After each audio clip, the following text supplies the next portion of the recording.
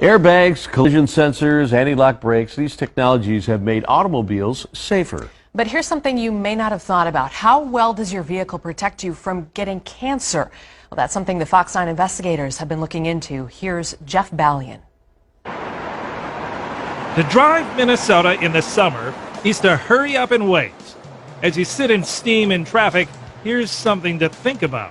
In the United States, you're more likely to have precancers and skin cancers on the left side of your body, just from our time spent in the vehicles driving. What is it about driving that puts you at risk of skin cancer? I had a biopsy in my mid-back. The same thing as hanging at the beach. Ultraviolet radiation from the sun. An hour out there. Right. It's kind of like sitting in your yard for an hour, but don't feel like it because you're in the car. So when you're in the car, normally, do you have any kind of sunscreen on? No. Nicole Lucas, whose family has a history of skin cancer, had never given any thought None. to her UV exposure while driving with the windows up. She just assumed she was protected by her car's glass. We're going to measure the intensity of the UV. But a simple test shows otherwise. This is a typical clear, factory clear glass. Jane Chow is a 3M scientist and an expert on materials that block ultraviolet radiation. We'll calibrate again. This little device will give us a general idea of how much UV is seeping into our news truck at this moment. This one reads 2.3.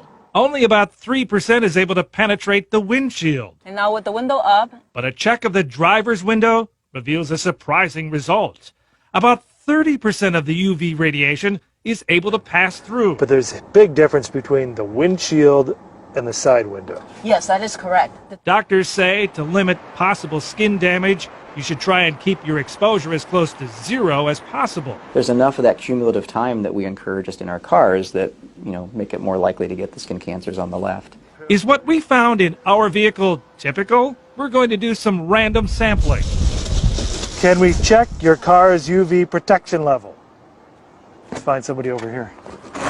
All right. The windshield of the Mattel family's minivan is blocking 97% of the UV rays, similar to our news truck. That's very typical because windshield has UV protection already built into the safety glass. But the meter shows the side window is allowing more than 60% of the ultraviolet radiation to pass through. That's twice the level of our Fox 9 vehicle. You just saw this little experiment. Right. What did you take away from it? That you should still wear sunscreen even if you're in the car. As we checked UV levels, okay, it's reading about 30% with the window up. In car after car, and right now it's reading at about 40%. A clear pattern emerged. You're in a profession where you're in the sun all the time driving. Can we check your windows? No matter the make or model, side windows it reads 30% transmission. Typically don't offer the same UV protection from the sun as windshields do. You gonna change anything? Oh, I probably will. I'll start putting the sunscreen on my arms as well. There's a whole lot of exposure that still happens. Maybe. Sunscreen is one option, but if you don't want to lather up every time you get behind the wheel, you might want to consider putting tinting on the side windows. So the meter reads 1.8. Lowest we've seen. Yep.